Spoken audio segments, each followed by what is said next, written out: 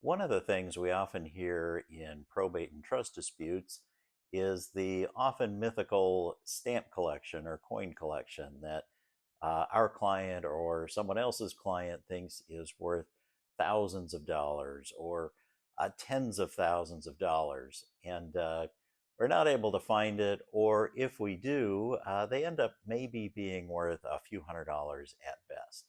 The truth is, most of the stuff that our parents are collecting and that we're collecting really is not going to amount to a whole lot. But today's story is about something that did turn out to be worth a little more than that.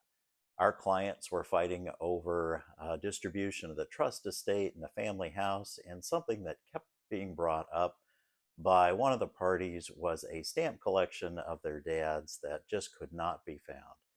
Well, it turned out much later in the litigation, we found out that indeed one of the other brothers had taken the stamp collection, but back in the 80s, to fund his try at being a poet and living for a year abroad in Paris.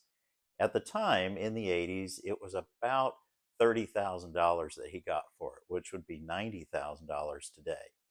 Well, that is a lot of money and worth a whole lot more than most of the stamp collections out there. Unfortunately, it was too late to really do anything about it. He did get away with the theft, and the matter did get resolved with at least a fair distribution of the other assets in the estate.